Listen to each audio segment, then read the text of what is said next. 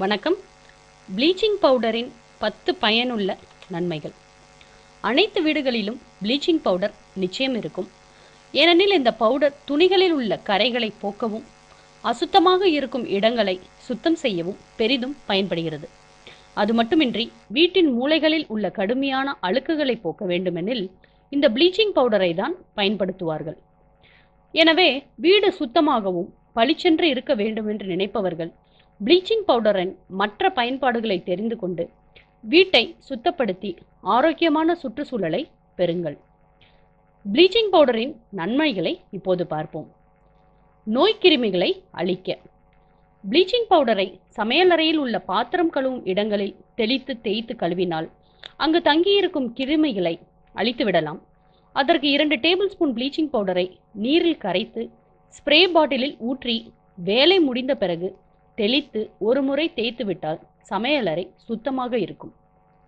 களை செடிகளை அழிக்க தினமும் தோட்டத்தில் இருக்கும் களை செடிகளை அழிப்பது என்பது கடினமான ஒன்று.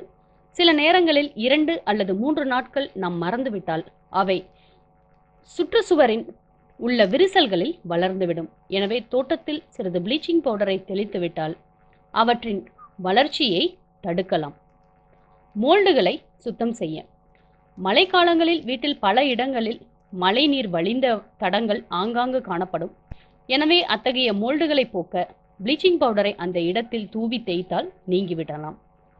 வெள்ளை துணிகளுக்கு வெள்ளை துணிகள் சிலருக்கு மஞ்சள் நிறத்தில் மாறிவிடும். எனவே வெள்ளை துணிகளின் நிறம் மாறாமல் இருப்பதற்கு துவைக்கும் போது சிறிது ப்ளீச்சிங் பவுடரை சேர்த்து துவைத்தால் துணிகளை எப்போதும் வெண்மையாகவே வைத்துக் கொள்ளலாம். அடிக்கடி உபயோகிக்கக்கூடாது. துணியின் தன்மை மாறிவிடும். ஆதலால் ஒரு சில துணிகளுக்கு மட்டும் ஒரு முறை மட்டும் பயன்படுத்தினால் போதுமானது. சுவற்றில் உள்ள பாசிகள் சில நேரங்களில் கதவுகள் மற்றும் சுவர்களில் ஆங்காங்கு பாசிகள் காணப்படும். ஆகவே அத்தகைய பாசிகளை போக்க சிறிது ப்ளீச்சிங் பவுடரை வைத்து தேய்த்து கழுவினால் இந்த இடங்களில் மீண்டும் பாசிகள் வராமல் இருக்கும். சுத்திகரிப்பான் ப்ளீச்சிங் பவுடர் ஒரு சிறந்த சுத்திகரிப்பானாகவும் பயன்படுகிறது. அதிலும் குறிப்பாக கத்திகள், முட்கரண்டி, வெட்டுக்கத்தி மற்றும் பல தோட்டத்தில் பயன்படும் கருவிகளை சுத்தப்படுத்த பயன்படுகிறது.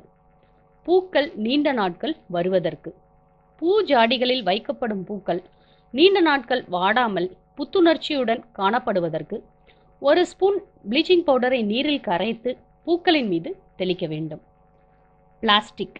பிளாஸ்டிக் பொருட்களை சுத்தம் செய்ய ப்ளீச்சிங் பவுடர் சிறந்ததாக உள்ளது. உதாரணமாக வீட்டில் உள்ள பிளாஸ்டிக் நாற்காலியில் உள்ள கரைகளை போக்க ப்ளீச்சிங் பவுடரை வைத்து தேய்க்க வேண்டும். பீங்கான் மற்றும் கண்ணாடி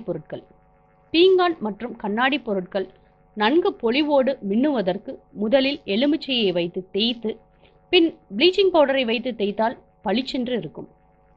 இரும்பு மற்றும் ஸ்டீல் வாஷிங் மிஷின் மற்றும் மைக்ரோவேவ் உள்ளே உள்ள அழுக்குகள் மற்றும் நீர்க்கரைகளை போக்க ப்ளீச்சிங் பவுடரை வைத்து தேய்க்க வேண்டும். இதனால் உடனே அதில் உள்ள கரைகள் நீங்கிவிடும். மேலும் தகவல் அறிய சேனலை சப்ஸ்கிரைப் பண்ணுங்க. நன்றி, வணக்கம்.